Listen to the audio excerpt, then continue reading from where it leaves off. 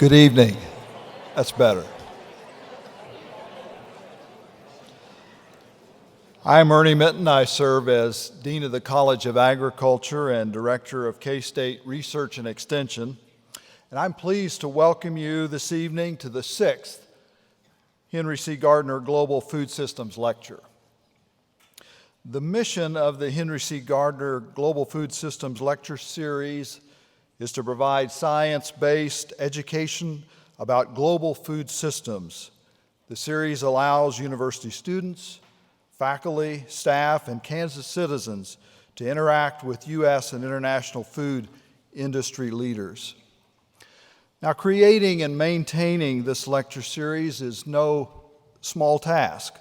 A large committee of faculty, staff, and students, plus some external advisors, work hard to create this exciting lecture series, and I'd like to take this time to thank them for their work in bringing tonight's lecture together.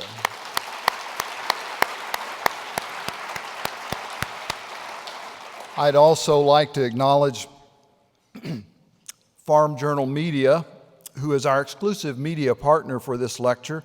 They are represented here tonight by Greg Henderson, and we appreciate their wonderful articles and ads, both in print and electronic format, which have promoted this lecture series across the nation. Let's thank Farm Journal Media.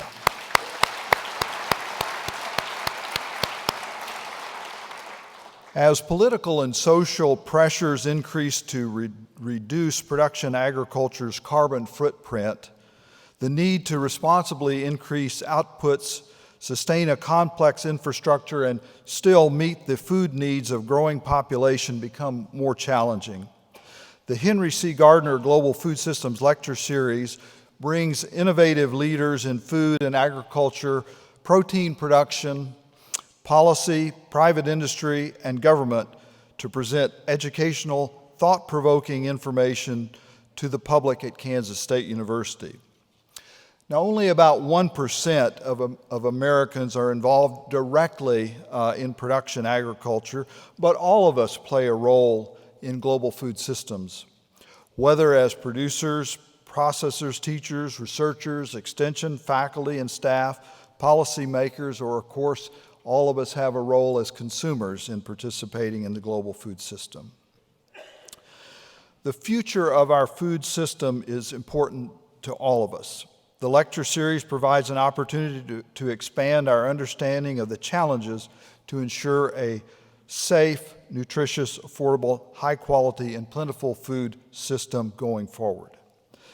I hope you enjoy this evening's presentation by Dennis Dimick, Emeritus Environmental Editor of National Geographic, as he takes us on a narrated journey through our modern world of 7.5 billion people as we consider our expanding footprint, rising prosperity, and resulting environmental challenges that call for our attention and response. This lecture series is made possible by the generous donation of the Gardiner family, who sought in a meaningful way to honor their father and grandfather, Henry C. Gardiner. Now, I would like to introduce now Mark Gardiner, president of Gardiner Angus Ranch. He's a K-State graduate and a representative of the Gardiner family, which has generously endowed our lecture series. And I can tell you there's no one, and those of you who know him, of course, know this to be true, with a bigger heart for K-State than Mark Gardiner. And certainly a pleasure for me to welcome Mark to the podium and to thank his family for making this evening possible. Mark?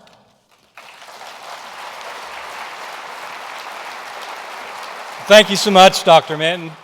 Thank all of you. Kansas State University. Oh my, I love this place. And it's not just the place. It's, that's probably a misnomer. It's the people. It's the people. And you talk about family a lot around here, and we talk about family at home. My brother, before I left, and some of you have been to these lectures before, said, "Good God, don't do the land grant thing again." I said, "Thanks, Greg. I'll come up with something new." But if you want to Google it, 1863, the land grant university, we were the first ones. But I'm going to go back to my generation, and Many of you have heard this at the stadium, but I'm going to go to that great philosopher and that group of philosophers known as Van Halen. Okay? Van Halen. Right now, we're living on this planet right now. We're all a part of the world. And so when we bring these discussions, these debates, these dialogues, these observations, we don't have to agree. We don't have to look alike. We don't have to be alike. But we're going to be on this planet together. We're going to have to figure it out. When I was in school, even before I came here, once a month, National Geographic would come to our school library. It was so exciting. It would take me to places and photos and articles that I'd never been and never will be. The cultures, the places, the environment were so different. And they brought it to life. Well, if that was true then, it's even more true now as the world gets smaller and smaller and we have to work together on this planet. And just the possibilities that were so exciting. Tonight, you're going to have the opportunity with Dennis Dimick to go on a photographic journey, a journey that is science-based, that shows what is going on around the world. As we sit here and we dialogue and we talk about things, and we say, it's just like my family, how y'all get along? Well, we have our discussions, but we've got to figure it out. And I'll say to you younger folks in here, it's your generation, it's my generation. We have the opportunity to make complicated solutions to a complicated world. Kansas State University is known for working hard. We will work hard. We will figure this out. We will get it done. Let's get to it. Go Cats.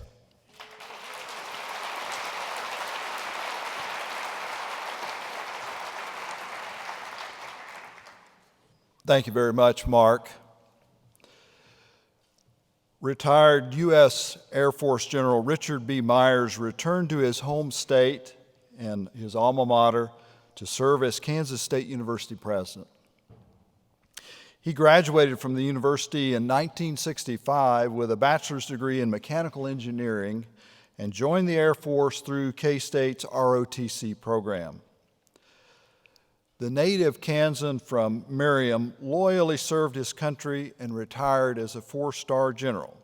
From 2001 to 2005, he served as the 15th chairman of the Joint Chiefs of Staff and was the principal military advisor to the U.S. President, Secretary of Defense, and the National Security Council. Throughout Myers' active duty, he continued his close relationship with K-State. In 2000, he presented the 118th Landon Lecture at Kansas State University and the General Richard B. Myers Hall, home of Army ROTC and Air Force ROTC programs, are named in his honor.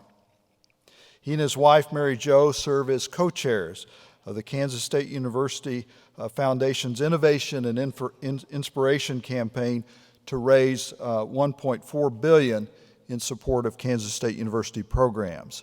I would now like to welcome President Richard Myers to the podium. President Myers.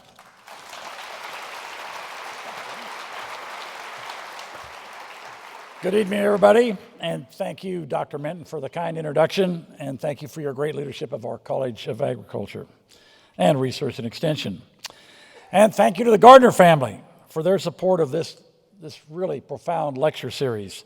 What a great way to honor Henry C. Gardiner. I'd like to welcome all of you here tonight.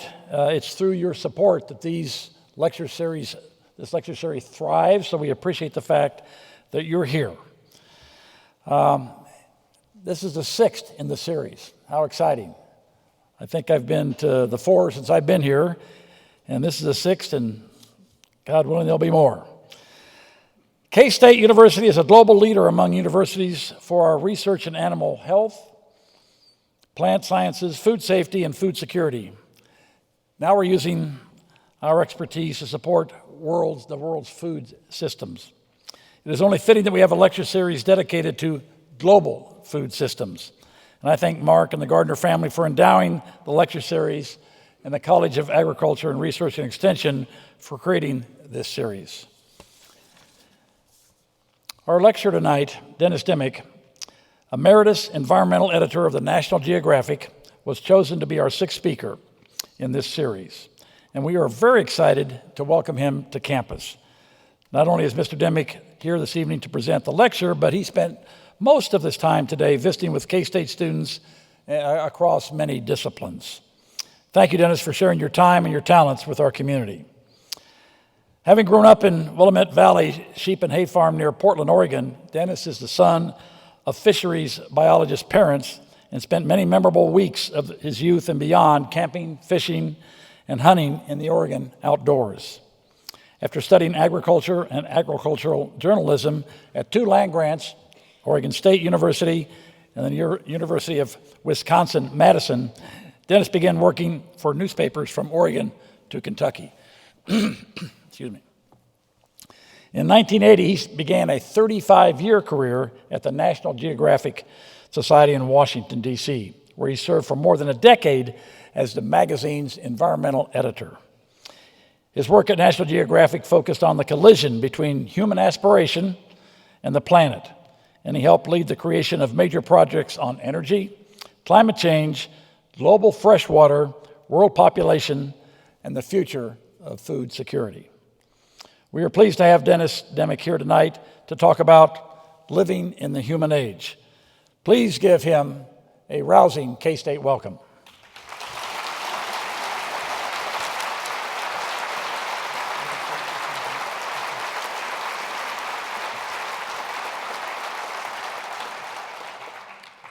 Well, thank you all for being here tonight. I want to thank the Gardiner family and Dean Minton and President Myers for the kind welcome this evening. So what I'm here to do is I'm going to tell you several stories. I will start out with my origin story. So I'm a child of the Columbia River Valley. This is the second largest river by volume in North America that runs between the states of Washington and Oregon. And I grew up in a tributary valley of that stream, the Willamette River Valley. This is one of my early pictures that I took in the early 1970s, a couple miles from our home. This is one of the snow-clad peaks of the Cascade Range, Mount Hood. And my childhood was one of growing up in an idyllic country environment. We were involved in things like digging out stumps so that we could graze our livestock. That's me and my younger sister Libby in about 1959. And then by about the age 9, I was involved in 4-H projects, raising purebred Suffolk sheep, and on the right, that is my 4-H russet potato project. I exhibited those potatoes at the county fair, and then we got serious about things, and it was time to earn money to go to college, and that meant baling hay for cut, rake, and bale for $10 a ton. I think by the time I got done, we were charging $12. And it was all in service to raising the sheep. We had a breeding herd of about 80 purebred Suffolk ewes, also raised some Hampshire and Poland China pigs. This is one of the first published pictures. This is my younger brother Rick with one of our ewes and her brand new lamb. This was a picture that was published in the Oregon State University Daily Barometer. This is during my later Grant Wood American Gothic phase. This is my parents, both of them. They provided the laboratory for us. That's real corn. That was our barn. This was in the mid-'80s. Of course, they're both gone now. And they provided a wonderful laboratory for me to learn about the world. He had worked for the State Game Commission. Though they were both biologists, she also spent a 20-year career as a librarian. So that was the kind of environment I lived in. Her father, besides being a physician, was also a photographer, so you now know where the pictures came from. She was always taking pictures. This was a picture of me and one of our border collies when we were on our first big car camping trip in about 1960, and this in Southern Oregon. So they had created a lot of appreciation in me about wild places and those quiet places that you can go for respite and retreat, like the landscape that we had in the back 40 near that stump you saw. And it was a wonderful place to grow up, but then around the mid to late 60s, what happened was that a fleet of cars from the State Highway Department came into our driveway, and the gentlemen in the cars notified us that they were going to take a good chunk of our farm by eminent domain so that they could build an interstate highway. And so they took half of our farm. It was certainly, I think, I found these negatives that I had taken back about 1969 or 70. My father standing there overlooking what used to be our pastures and creek. And I found these negatives this year, and I think I finally had found the image that helps explain why I ended up doing what I did for my life's work. So we're gone, the sheep are gone, we have our memories. It was a wonderful platform to learn about the world. And then after college at Oregon State and Wisconsin, then there was a career of about 6 years being a newspaper photographer, right? Here's Stanford and Oregon State. And then there was the rodeos. This is the Pendleton East Oregonian, where I worked for the Roundup, one of the great Western rituals. And it was a beautiful landscape, really. Snow-clad mountains, the Blue Mountains. It was a great place to put to practice some of the knowledge and skills that I'd learned as an ag major in ag journalism, covering the county fairs, or the work of the farmers who were vaccinating the steers and the calves. Or then there was the project that we did on the role of wheat in the Pacific Northwest economy. So here we are in the Palouse region of eastern Washington. I had the opportunity to travel up and down the Columbia River on the barges that transit the grain from eastern Washington and Oregon to Portland and the West Coast. And then after that, it was a couple of years in Louisville where I had the opportunity to sit in the office for 8 hours after the Kentucky Derby and put together a 16-page section about the day's race that afternoon before. All learning experiences, all ways to get experience that then positioned me to begin doing the work that I had been invited to do at the National Geographic Society. And so there was about 10 years there from about 1980 to 90 when I worked on books and on the travel magazine, but early in the early 90s I began working on the magazine, and actually one of the first stories I did was a project in collaboration with my good friend Jim Richardson, who's here in the audience with me tonight. And it was on the emerging water scarcity challenges on the Colorado River. And so Jim and I actually worked together for more than 20 years on a whole variety of stories on food safety and genetically engineered crops. There were other projects we did on, this one was a 2002 story on emerging shortages of fresh water across some regions of the world. An early story in 1995 on the sustainable farming movement that preceded the National Organic Standards Act. This was photographed by Jim. The writer was Verlin Klinkenborg, who grew up in Iowa and has written extensively on agriculture in America. And then it was a cover story in the magazine where we explored the Great Plains, heartland of a continent. And it was, this to me is a very symbolic image that Jim took. He photographed this story. I love this image about standing up and facing what's coming. And it was a story really to try to understand how we had come to learn to live with the limits of a semi-arid place and to appreciate what it can bestow upon us. And so those kinds of stories preceded some of the bigger projects that I had been involved in over the years. all of these were projects that I had written proposals on, and then it would take a matter of years to get them done. This project in 2004, 15 years ago, Global Warning Bulletins from a Warming World, and we looked at changes on the planet, both physical and ecological. We looked at the history of climate through paleo ice records and tree rings and such. And the basic equation, it stands today, is that we have benefited greatly by the use of ancient carbon fossil fuels like coal, oil, and gas, and it's allowed us to do many things to build the modern world, but we've begun to see some byproducts and effects that were happening, changing the chemistry of the atmosphere that was causing the planet to heat up. And we knew that because ice was melting, seas were rising, we were seeing more extreme storms. Things that happen in geologic time are now beginning during the span of a lifetime now. So what's happening, we're seeing changes on the planet speeding up, seas rising like here in Bangladesh.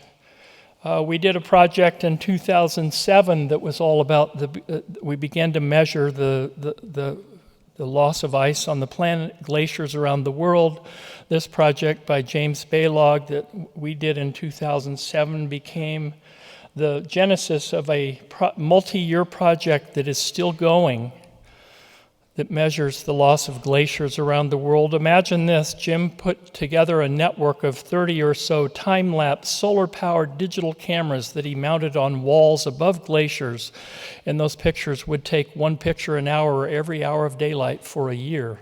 They would get the cards and then build movies and show them to scientists. And I remember one scientist looking at these movies about how the glaciers were moving, and he said, is that what you know about how they do? And the scientist said to Jim, what do you mean? I've never seen anything like this before. And so we're tracking loss of ice. That was Greenland. This is actually a 6-month difference in ice in the spring to the fall in Iceland. So those glacial meltings continue.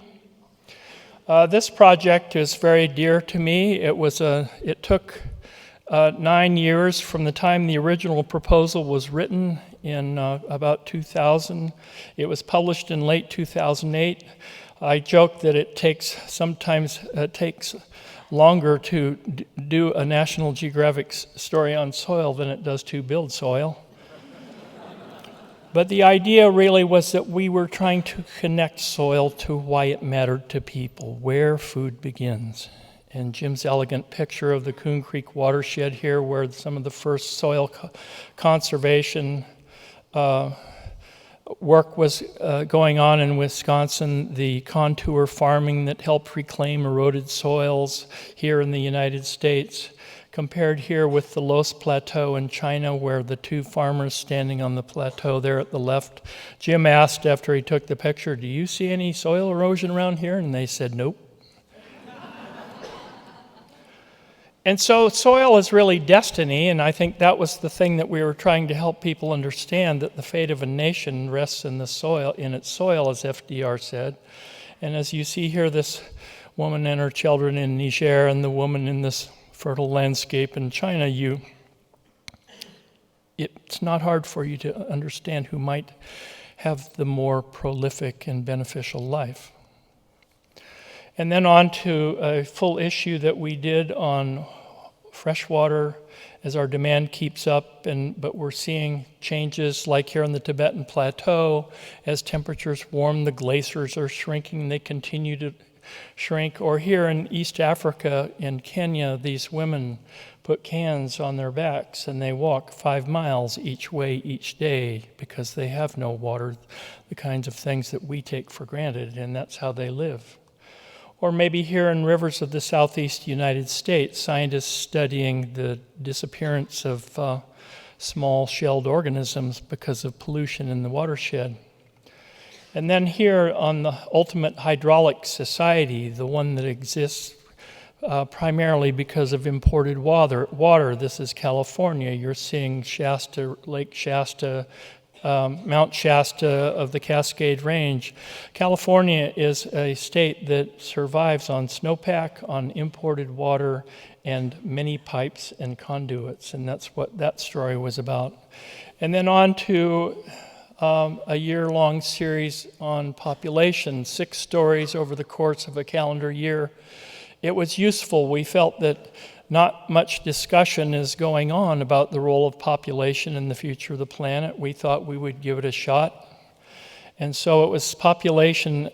We did this across 2011, the year the world population passed 7 billion. And I think one of the big insights that we got out of this, and I'll come back to it later, is this idea that educating girls and giving young women economic opportunities can have a huge beneficial impact on future world population growth because it allows them to make their own choices. And then this piece that Jim proposed on declining genetic diversity in the food system, Food Arc, Preserving Genetic Diversity. This is Carrie Fowler of the Global Crop Diversity Trust, here with some seeds from one of the countries that was sent into that vault that you see in the background in the island of Svalbard, which is above the Arctic Circle. And that vault was designed the nickname is the Doomsday Vault. It is a place where countries can put the seeds from their plants, and the goal of the operation is to be able to restart civilization in case some catastrophe occurred. Already there have been accessions from this collection to regenerate the seed bank in the Middle East after the one in Syria was abandoned. They then accessed the genetic material in this bank to then recreate the seed bank in Lebanon. One interesting side point about this seed bank is that as the world warms, the ice is melting. If all the ice on the planet were to melt, on all the ice sheets like Greenland and Antarctica, if that were all to happen, this seed bank was built at an elevation high enough above sea level that it would still be dry if all the ice were to melt. So it is the place where the seeds that are the basis of human civilization reside, the grasses, the grains. And it should be noted that there are some things that pesticides and antibiotics just won't fix, and the only repair option that you have is gene-resistant crops that can counteract the effects of UG99, which is a wheat stem virus that has infested crops across the Middle East. There are wheat varieties from this state that have been used to try to build resistance into those crops. And so on to this multi-year series on food, the new food revolution, EAT. And the idea really was that we were trying to raise the profile of food and agriculture with the general public. We wanted this to be a discussion beyond perhaps a nominal notation in the media every 5 years when the Farm Bill is under consideration. We're trying to reconnect people to the land and the landscapes and the people who grow the food that keep us all from starvation. For we were a nation that was largely rural. We were largely connected to land. We derived our income from growing food, but we have become dramatically, especially since World War II, an urban nation, and fewer of us are directly connected to it. We were trying to make that connection. A 5-step plan to feed the world. It doesn't have to be industrial farms versus small organic ones, there's another way. And what this really was a project that then was based on a paper that had been published in the journal Nature in the fall of October of 2011. It was called Solutions for a Cultivated Planet and was led by John Foley, who at the time was at the University of Minnesota Institute on the Environment. And so it's like this: if you want to save tigers and you want to save wildlife, the first thing you need to do is quit cutting down the rainforest, freeze agriculture's footprint. We continue to expand its footprint.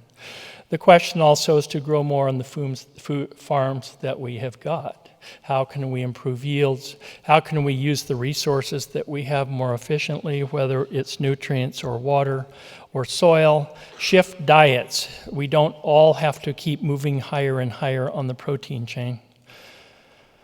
And also to reduce waste. So we used that as a framework for the first story in the series, and then from then on, what it was an idea of what we wanted to do was we wanted to convey the magnitude and the epic scale of agriculture on the earth, whether it is this wheat harvest in western Kansas, whether it is industrial chicken farming in Brazil, or this is the chicken thigh deboning line in Brazil. Or then you have here farmers like Tom Geisel of Kansas who grows wheat, or these farmers in Bangladesh who may produce some of the highest yields per acre of anybody in the world. The goal really here, and this is work by Jim Richardson, we wanted to make agriculture not just big and abstract and mega scale, but we wanted to make it personal. We wanted people to meet the people who grow food for themselves and for us, whether it's in Mali or in Peru. Here are the faces of farmers. This is a series of portraits that Jim did. These are the people like these who keep us all from starvation. These people are the ones who keep food on our tables. And so there were other stories. There were stories specific to this region of the world. An early story that Jim and I worked on was an early piece on the Ogallala Aquifer in the early 2000s. And shortly before I left the Geographic, I proposed that we do it again to take a look at the health of the aquifer depletion, the transformation of landscapes from square fields to circle irrigation. Here you have, I think this is a circle in Finney County that it only has enough water to irrigate part of it. And so it's a bounty that comes from this landscape, but it's important also to not forget that this landscape also was plowed down 80 years ago, 90 years ago, and we thought that by doing that, there would be years of largesse, but then it would stop raining, and then the soil blew away. And we need to keep in mind as we lose the water from the aquifer that we're going to have to work hard to keep the soil stable. We have learned a lot since the 1930s, but these kinds of issues that we face where we exploit landscapes beyond their ability to produce is an ever-present issue that we're facing, which brings me to the central thesis of this evening. All those stories that I've been discussing with you, climate, energy, water, population, food, they're all connected. Everything is linked. One relies upon the other. Food relies on energy, food relies on water, energy relies on water, population relies on all the above. And about the year 2000, there was a Dutch chemist by the name of Paul Crutzen who coined a new word. He said that he was beginning to talk about the human age, a time when we as individuals had become the dominant force on the planet.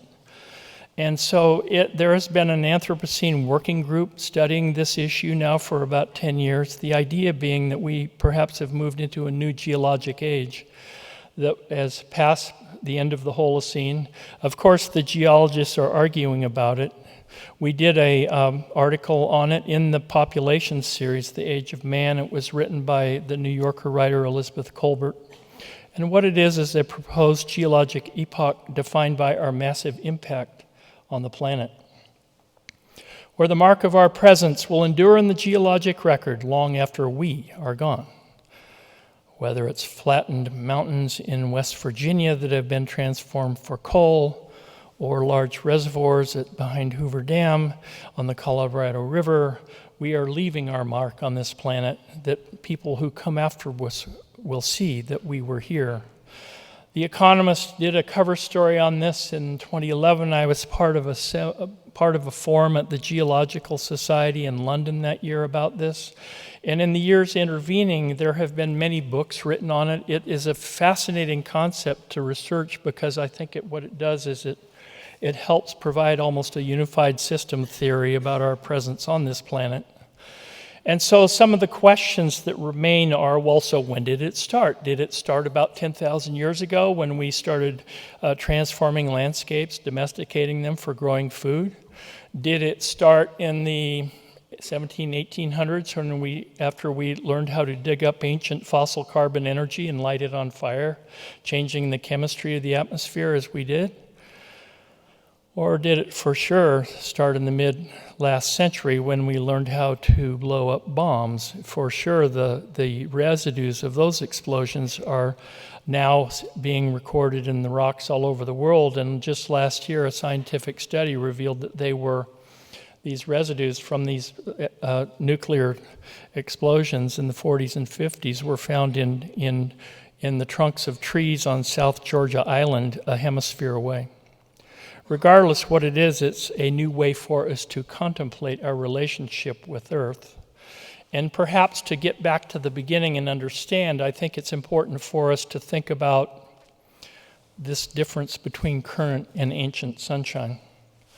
So every morning we get up and we see the sun rise in the east. It is the thing that powers our lives every day. It grows our crops each season.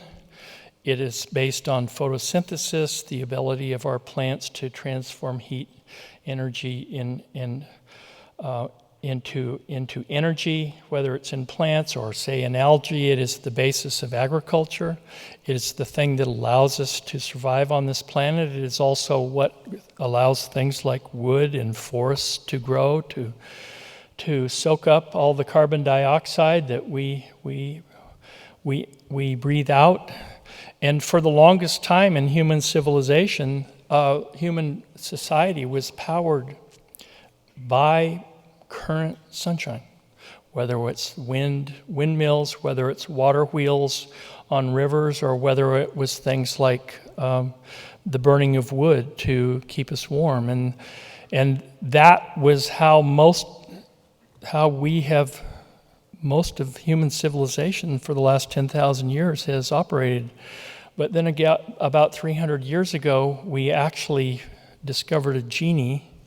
It was a black rock that burns. It was essentially, coal was essentially the fossilized remains of 400 million year old plants and animals that we have learned how to dig up and light on fire. And primarily that remains one of the largest energy sources on the planet. It has transformed the world. It has given us great opportunity to improve our lives.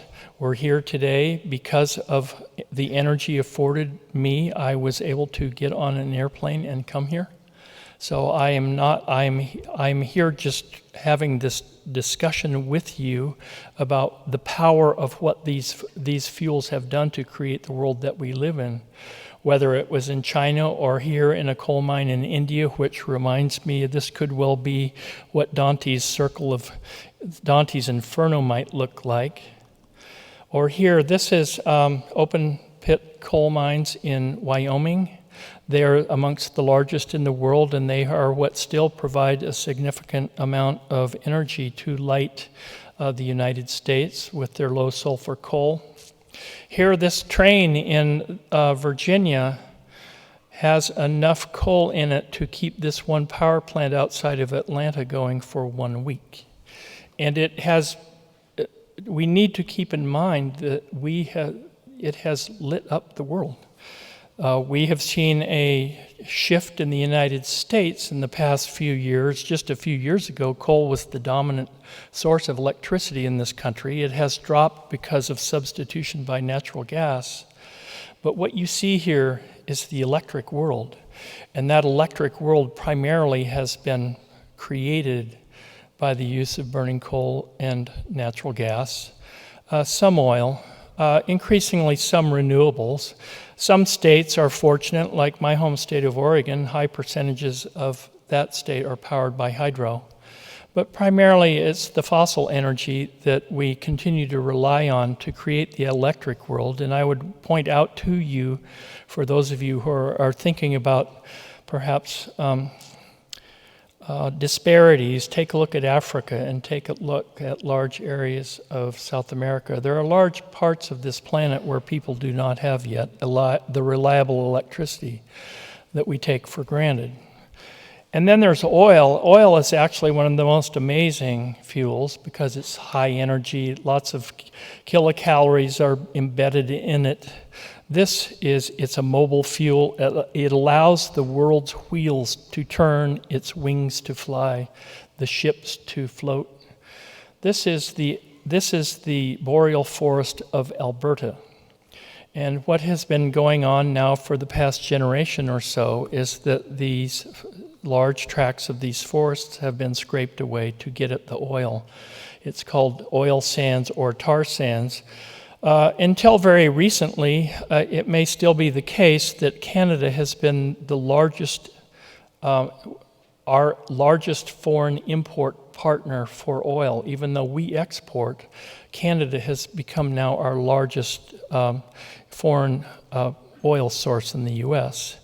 And it is an amazing fuel. It has allowed us to transform the world, and fossil fuels have also allowed us to do something else, and that is to transform the food economy, to transform the world of how we grow food. So this is a nitrogen fertilizer plant in Nigeria.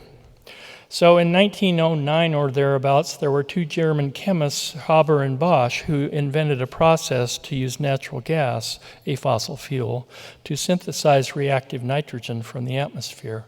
That transformed the world food system. Before that, we were nutrient limited. It allowed us to expand acres. It allowed us to increase yields. It allowed us to create a world market in food that before we were unable to do. It created a global grain market. It allowed us to do things like industrialize the production of livestock and to allow people to eat higher on the food chain. We have benefited by this dramatically.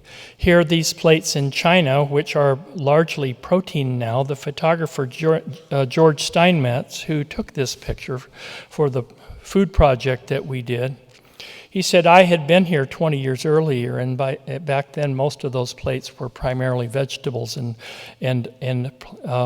animal protein was just but a sidecar. Now that it's a central player. But what we need to keep in mind, though, is that still, in a world of 7.5 billion, we still have somewhere between 800,000 and 900,000 people who are malnourished, who are unable to access sufficient nutrition or who are unable to afford it.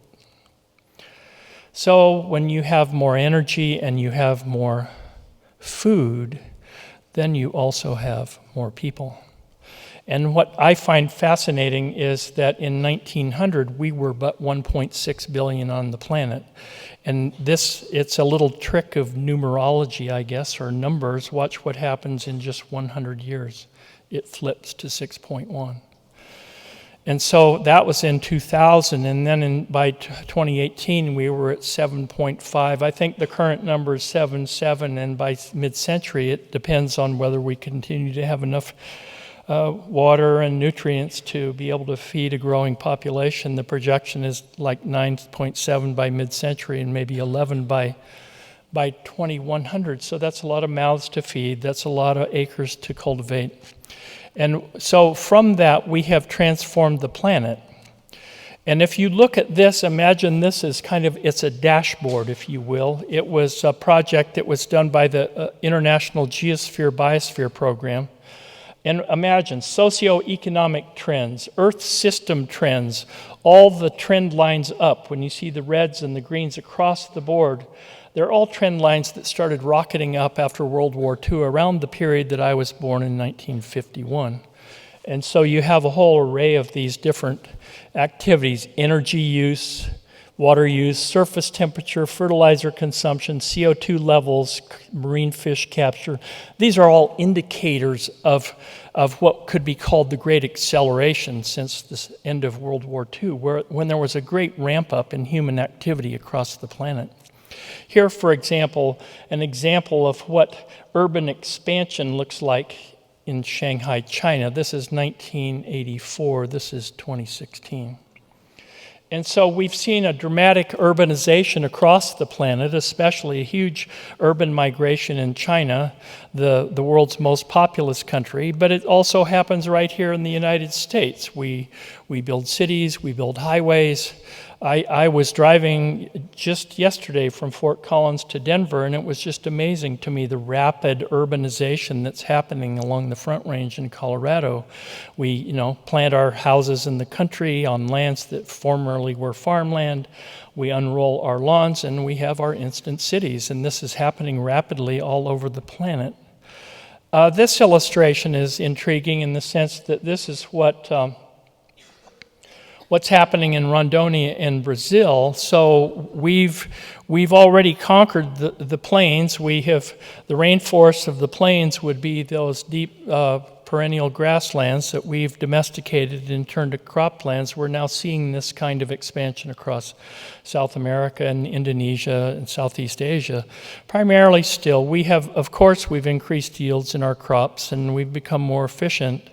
The Green Revolution was very important, but we're also at a point now where we are seeing some flattening of yields, and primarily the way we tend to increase our overall production is to increase the footprint. We've dammed the rivers. Here, for example, this is Shasta. You saw this earlier. This is Shasta Dam, the Sacramento River in California. Most of the major rivers in the United States and across the world have already been dammed for things like electricity production. Here you see the gleaming scape of Denver, or for irrigation. That's one thing that has allowed a dramatic uptick in crop yields. But we're also seeing examples where we're running out of that resource. This is the Yellow River in China. Many years it doesn't even make it to the mouth. The same holds for our own Colorado in North America. Here, the Aral Sea used to be the world's fourth largest freshwater lake. This is 2000, this is 2014. It disappeared mostly because of upstream diversions so that cotton could be grown. Here in the Punjab of India, while the landscape that you see here is lush, verdant, and green, the water that you see is being pumped from fossil aquifers that are rapidly depleting. I hear that Jay Familietti was here a couple of years ago talking about groundwater. And what we're seeing is the Punjab aquifers are depleted rapidly. The question is, what will happen when the aquifers are gone? Where do the people go? In the 1970s and the early 1970s, after the Arab oil embargo, the Saudis decided it was important to start becoming self-reliant in food because they couldn't eat oil. So they started mining fossil aquifers to start growing crops in the desert. Well, they've depleted most of those aquifers, and they are now back out to the world grain market. Once used, they're gone for good. And so it really is a world of more food, people, and growth, and all of that is being underpinned by more energy. Whether it is mountaintop removal coal mines in West Virginia, or here hydraulic fracturing across the Texas Panhandle, or oil wells in Southern California near Bakersfield, we continue to fuel modern society primarily by coal, oil, and gas. What intrigues about this image is that what we see here, all these items that were in this house, this photo by my former colleague Sarah Lean, our connection to the fossil fuel economy is much greater than we might think. Every item that you see in this picture came from oil. In the 1970s, there was a formula that three scientists, Paul Ehrlich, John Holdren, and Barry Commoner came up with. It was called impact equals population times affluence times technology. And so what we tried to do as part of our Anthropocene story during that population series, we tried to do a volumetric analysis of that so we could help people understand what this means. And they used those, they're patents, it's money and it's numbers of people, and it's no judgment on patents or the virtue or not of technology. It was just a way to visualize our cumulative impact. So the smaller box is 1900, the bigger box is 1950, this is 2011. So just as I said earlier about the rapid uptick from 1950, this is another way of looking at it. So what does that look like? Maybe it's burning forests in the Amazon to clear for grazing and cropping. Maybe it's transforming biologically diverse rainforests in Borneo into uniform monoculture landscapes for palm oil. Maybe it's 40,000 acres of aquifer irrigated crops on the Texas-New Mexico border. Maybe it's urban environments that live in a dry place in eastern California that survive solely on imported water from the west slope of the Rockies in Colorado. Maybe it's coal mines in New Mexico. Maybe it's clear-cut forests near Eugene, Oregon, near where I grew up. Or maybe it's a plethora of reservoirs like here along the west slope of the Sierra Nevada. Or maybe it's declining coral reefs that are slowly dying because of onshore pollution and rising temperatures. Or maybe it's overfishing in the sea. 10 years ago, Daniel Pauly, a researcher at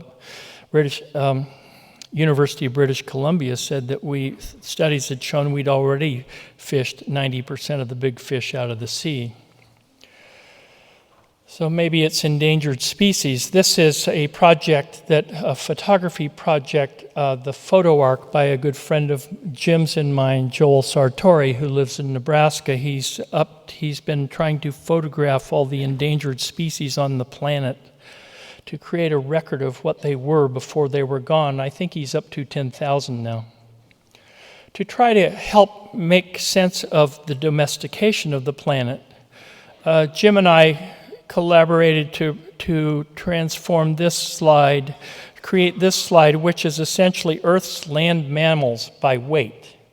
And so if you go here, what you see, so every square is 1,000,000 tons. So what we have is 1,000,000 tons of elephants on the earth. So how does that compare with the rest of the world? There's us, there's our cattle, there's our pigs, our goats, our sheep, our horses, other livestock, and there's the wild animals. So when you talk about saving nature, what you come to realize is that, but we already own most of this planet, and the nature that we want to save and conserve, they're already at the edge. When you see this picture by Jim of free-roaming bison on the plains, it's got a great aura to it and makes you feel romantic, but the greater reality may well be this feedlot here in Kansas that holds about 100,000 animals. The range is different than what it used to be. So there are cumulative impacts, and amongst them is that what we're seeing is, as all of these activities, we use energy, we're seeing changes in the chemistry of the atmosphere. That number 411, I believe, is higher now. The zigzag each year is actually, those are the trees of the Northern Hemisphere breathing. Every spring when the leaves on trees in the Northern Hemisphere come out, CO2 in the atmosphere goes down, and then in the fall, as the leaves fall up, it goes up each year, but inexorably, the amount keeps going up. I think based on ice records like those found from Lonnie Thompson of Ohio State, we're talking about a level of CO2 in the atmosphere now that is higher than it has been in millions of years. We know this by using these proxy records, whether they're ice cores, tree rings, stalagmites from caves, or corals. That stalagmite that the gentleman in the middle is holding there, that's the bottom of a stalagmite from a cave. That holds 130,000 years of climate record for the state of Missouri. So what we have seen, though, is that 18 of the 19 hottest years on record have occurred since the year 2001. And these are since we have kept weather records. This is land and ocean averages.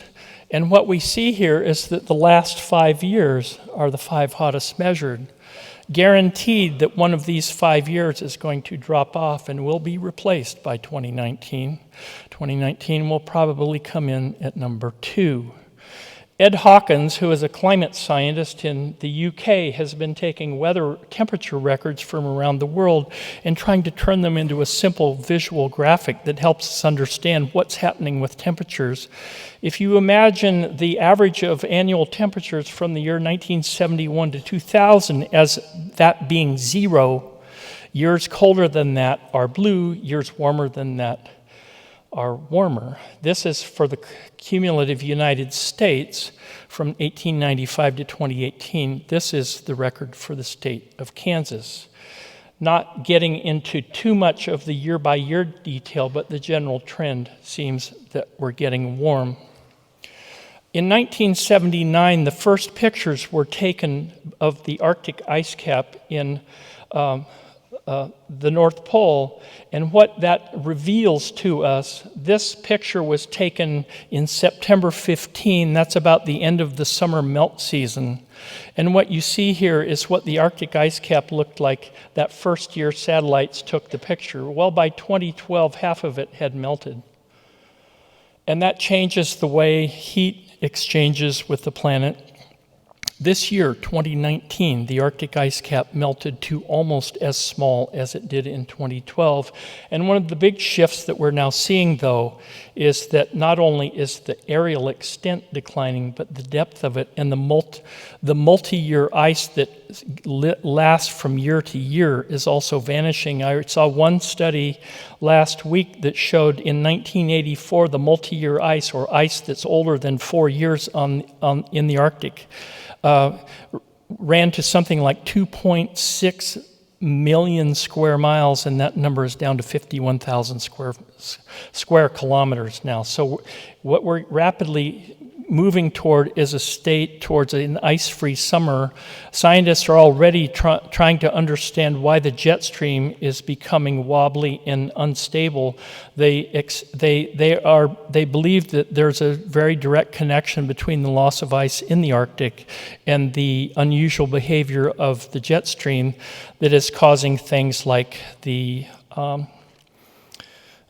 storm that hit eastern Nebraska in late March. We're seeing more extreme weather events across the country. For example, last year in Washington, we had 70 inches of rain, which was like by 20% greater than we'd ever had before.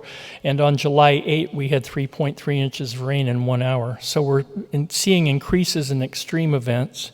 This is the Columbia Glacier in Alaska, a photograph by James Balog in 2006. This is the same glacier 6 years later. We're seeing loss of ice on places like Greenland. The seas are slowly rising. We're beginning to see impacts.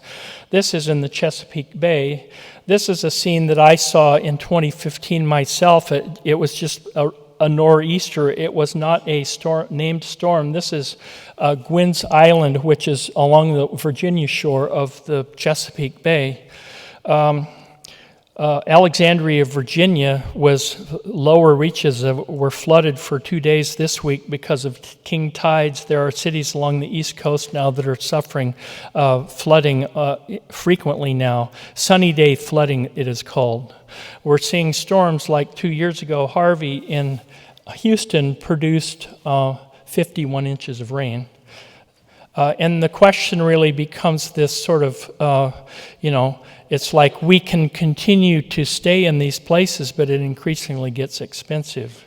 For all of us who are interested in things like crops, crop yields, and gardening, these maps came, one from the USDA and the Arbor Day Foundation. And what we have here really are plant hardiness zones.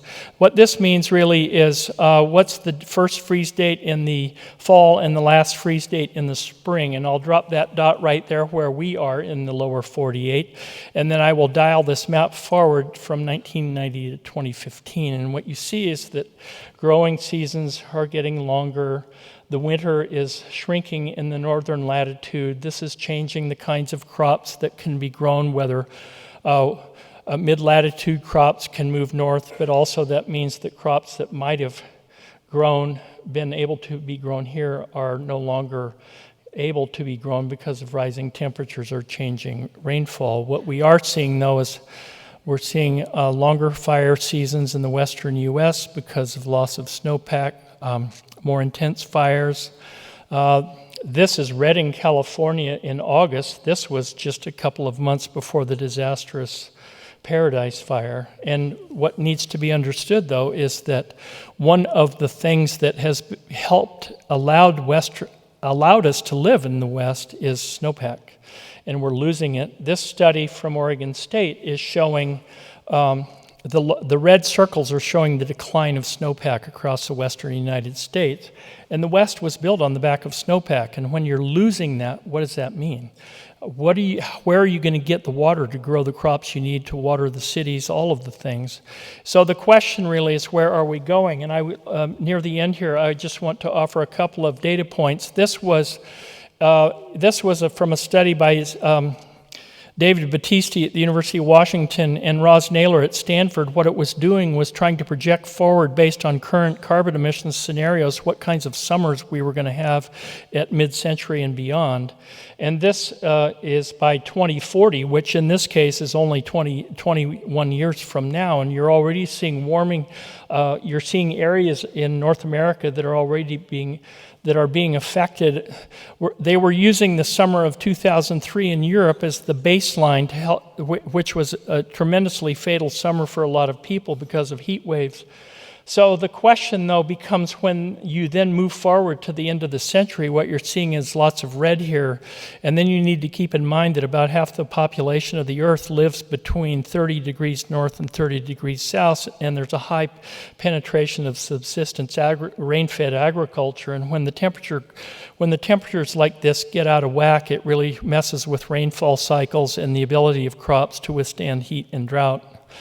IFPRI, the International Food Policy Research Institute, in a study a few years ago, looked at the change in potential average yields for corn, potatoes, rice, and wheat by mid-century, and what you see here is declines in corn, wheat, rice, and potatoes across the board. And so as just one who has kind of been studying this issue for a very long time, there's a paradox, at least. We hear about the need to double world food production to be able to grow more food for a rising population, but the trends are showing us that we're going to go in the wrong direction. So the question really is, what do we do? Well, I recall this great picture by Jim again. It's the question of facing the future. We need to stand up and just come to realize that the issues we're facing are not simple, but they are profound, and we have to confront them. And the question really is, do we continue to rely on the ancient sunshine that has built the modern world but begins to threaten our very prosperity? Is it possible to then transform some of our economy, or most of it, to reclaim the power of current sunshine, which might look like this? All of these different things: efficiency and conservation, low carbon fuel, renewable energy, renewed forests, or capturing and storing carbon. Maybe it's energy efficient buildings. Maybe it's biodiesel from algae. Maybe it's more solar electric. Or we've got to stop cutting forests because they also are a great carbon sink that we need to. Or maybe it's storing CO2 pollution like this gas field in Norway. So I leave you with this vignette. Drawdown, the most comprehensive plan ever proposed to reverse global warming, edited by Paul Hawken. This project is about 4 years old. Jonathan Foley, who actually wrote that first article in our food series, is now director of this project. 100 Ways to Cut Climate Change, drawdown.org. I'll run through these quickly and I will show them to you, and then I will be done. So what do these things mean to manage refrigerants, onshore wind turbines, regenerative agriculture. Let's walk through it. Managing refrigerants. In a warming world, if more people are using air conditioners, one of the best things you can do is make sure that the coolants in them don't leak, because once they are released, they are a more powerful greenhouse gas than CO2 or methane. Onshore wind turbines. Number 2, reducing food waste, number 3. And what this is a cost-benefit analysis. It's looking at the most effective ways to cut emissions at lowest cost. More plant diets. It's okay to not always eat highest on the food chain. Saving tropical forests to try to soak up carbon emissions. Educating girls and family planning are important. They are going to help check the dynamic of future population growth. Solar farms, silvopasture. This is a combination where you're using forests and grazing in the same environment. And rooftop solar, and number 11 is regenerative agriculture. So I recommend this to you, actually, for those of you who are students in this audience, that this is actually an opportunity for you to contemplate not so much just about how you might live in the world, but what you might choose to do in the world. And so I will leave you with that, and I thank you so much for your time, and I'm happy to take questions.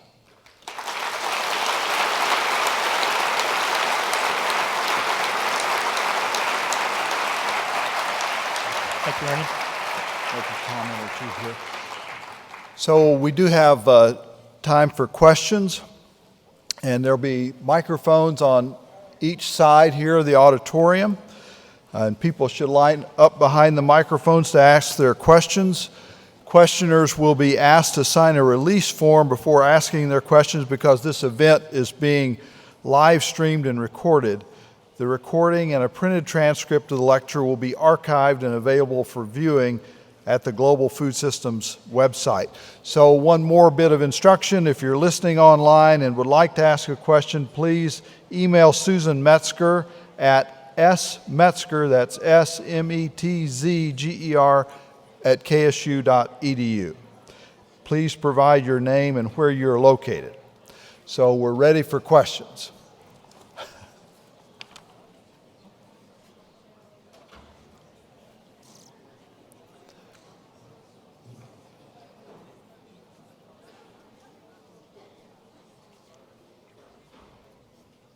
So, we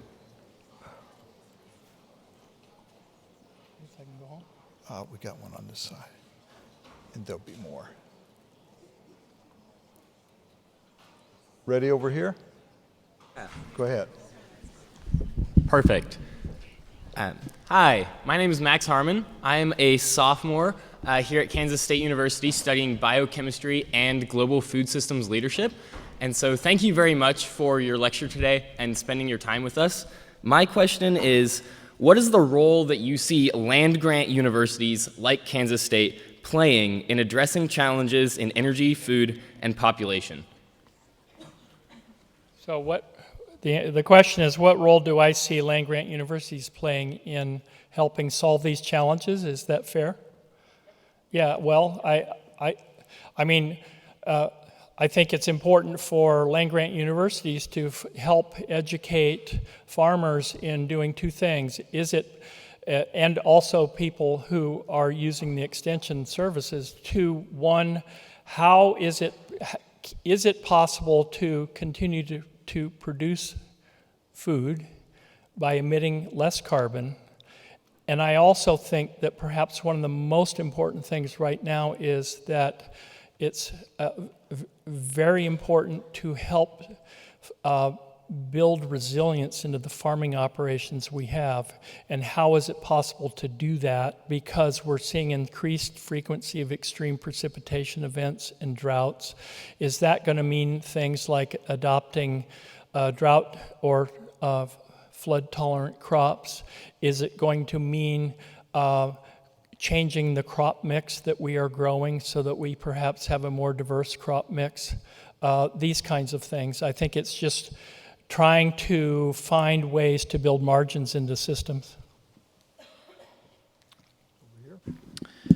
Hey, Dennis, thanks for coming. My name's Wayne Walker. I was a student a long time ago in a different state, so I really enjoy you being here tonight. And I've been following these issues for about 20 years, been very concerned about the impact we're having on planet Earth.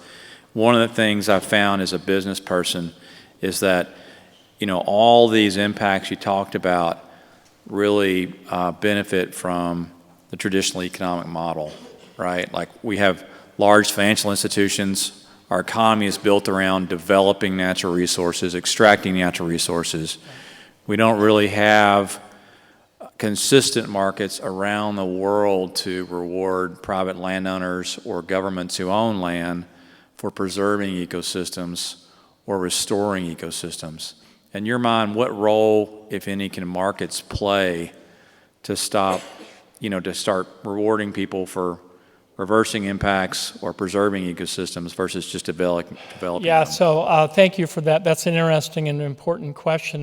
You know, that's actually one of the questions that is this question of how, if you want to change the direction, then perhaps it's important to start putting a price or a value on a ton of carbon. And until you can build a marketplace that then allows you to then, say, reward farmers who are trying to store carbon in soil, you need a mechanism to incentivize that, and until that happens, it's going to be pretty difficult. Until then, it's admirable, but by and large, it's a lot of hand-waving. You need to find a mechanism, a reliable mechanism, to put a price and a value on that, so that then there's a way so that we can do things like move away from carbon fuels and towards renewables. Already, though, you know, it's like the cost of a kilowatt hour of solar and wind is already less than installing new fossil projects. So the marketplace, in some ways, is already taking care of some of the energy. If you're a banker and you are investing in coal plants, you're throwing your money down the drain. You really need to be putting your money into renewables now if you're looking for your investment, especially across 30 years. But the other part of this really is, how do you create incentives that allow us to do things like take carbon out of the atmosphere, which is exactly what things like reforestation, afforestation, or carbon sequestration in crops, in farm soils would be. Do we have another question over here? No? Thank you, sir. I really enjoyed your presentation, and the good news is it parallels very closely to a message that Dr. Hawkins presented at Kansas City a 3 weeks ago with his drawdown report and some other things. But my question to you, there were 2 mayors that spoke very profoundly of things they're doing in their cities to cut down on some of the use of fossil fuels.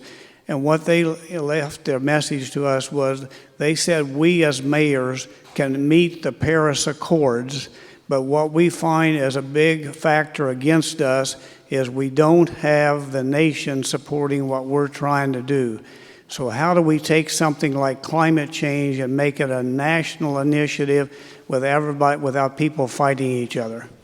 Right. So the question is, how do you do bottom-up, essentially, climate action? And I would say at this point, probably the best thing that you can do is work together collectively as communities and states to try to do what you can to enact policies that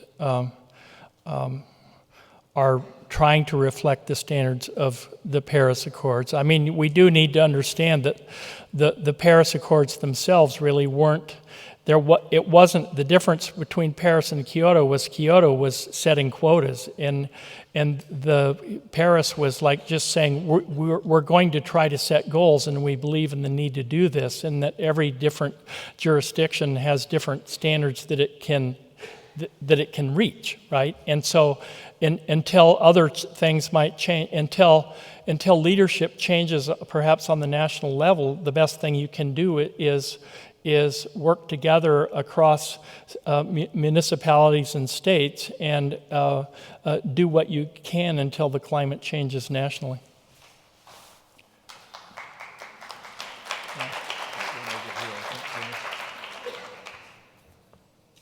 Hi, my name is Nathan Fortner. I work on agricultural extension in the developing world. That list of 11 that you went over there at the end, that was from drawdown.org. That's their list, correct? Yeah, that was from drawdown.org, and that the example was in Pennsylvania. What was that, Jim? The Rodale Institute, right? That example, that picture, right? Okay. Do you know why nuclear power, they might have left nuclear power off that list, or do you have comments on how nuclear... Yeah, so look, we need to realize that nuclear power is the one energy source that we currently have online in this country, which produces about, 19% of the kilowatts that we use in this country today is from nuclear. I don't know if it's on the list. I think that there are two questions for you to consider. There are those who say that new generation nuke plants are safer, that it's possible to build smaller nuke plants, that nuclear power is the only source of greenhouse gas-free 24/7, 365 electricity that we have. Plain and simple. But there are also costs that come with that. In the 1950s, the Atomic Energy Commission said that they said it was okay to start generating electricity from nuclear power, and that the Atomic Energy Commission would take the wastes off the hands of the generators. That has never happened. Those wastes are still being stored on site at nuclear power plants across the country. The other question, I think, is one of capital and investment. If you just, for example, so say I'm a banker and you are a power company and you want to come borrow $500 billion to build a nuclear plant, and it's going to take 5 to 10 years to put that thing online. That means that plant might have an active life of 50 years? I mean, the question that you then have to ask as a banker or as an investor, if you took $500 billion and you invested it in energy infrastructure, there would be a long payback time before you got your money back, not to mention risk and regulations on nuclear. But if you invested that same money in wind or solar or in grid enhancements or in battery storage, right, you would start getting a quicker payoff faster.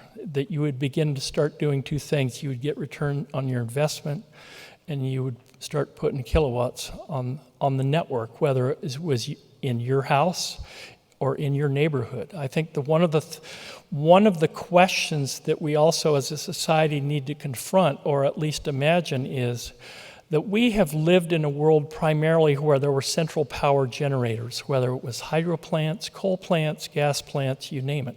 It was like all power was dispensed from central authorities to put the lights on. The power in renewables is more than just in not emitting more carbon. It's actually deconstructing the power system. It is making the power system more democratic. You can put power on the roof of your house. And so the people who perhaps hold the levers of power in society are losing that grip because we, by using renewables, are able to have more control over our power destiny. And the upside of nuclear is absolutely that it's 24/365 always on power, but now renewables, especially combined with battery technology, it's increasingly not necessary that you're even going to need to be connected to anybody's grid. We'll take one last question over here. Yes, my name's David Grieger, one faculty here, and I know we have efficient, effective, safe ways for contraception, human contraception, but do you have any hopes for population control in our world? Yeah, so the question is about population control. Yeah, there's a paradox there that I find is fascinating, and I did mention family planning and educating girls. Those two things go hand in hand. Those are two of the most important things. But I think also what we also need to realize that the idea that we're somehow just going to go through a demographic transition, for those of you who study population, that is when you go through this period of a high number of children per fertile woman to a low number of children to perhaps below replacement level where we are. Some countries, Brazil in 2 generations went from 7 to 2. There were television programs that actually modeled what it was like to live a world where you had fewer children. The country of Brazil has gone through a dramatic reduction in number of live births per woman. And it is possible, and it is happening, but I guess I would leave you with this idea that when you start looking at the carbon emissions per person, the least amount of carbon emissions per person are coming from the people who are impoverished, who are living in countries like Central Africa.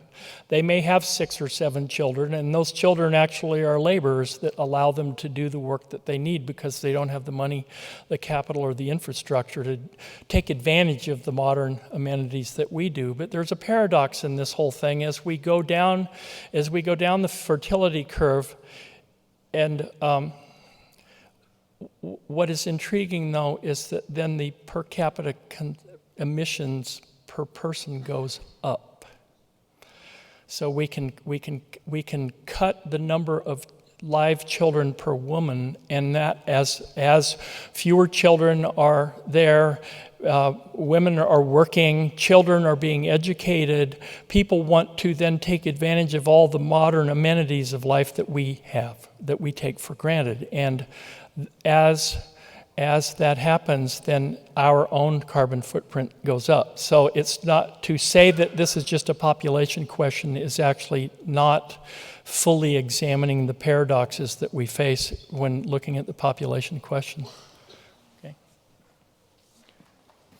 Thank you very much.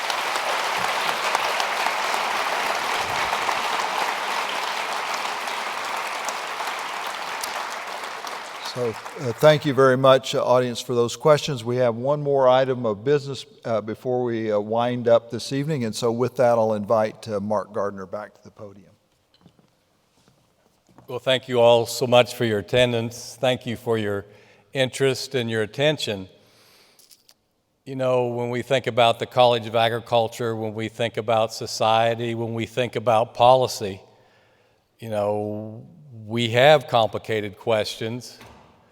And we have a delicate balance, and it's our job to figure that out. I mean, I look there at Dr. Mike Day, Dr. Chuck Rice, Dr. Grieger, you know, but I look out there at the governor, Callahan Grund. I mean, this generation, you know, we've got to be a part of the world, and we can do that.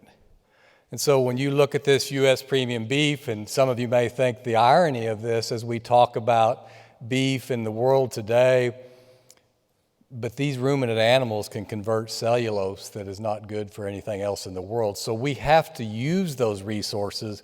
We have to use these scientists to be able to figure all this out.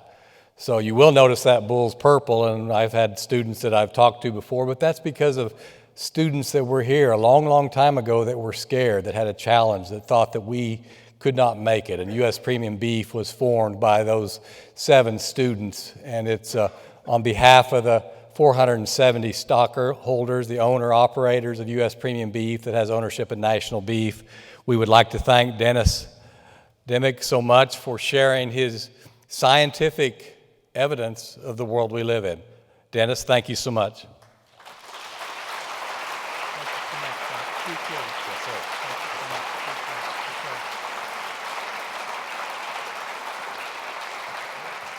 Thank you again, Mark and Dennis, and we're adjourned for the evening. Thank you so much for your attendance.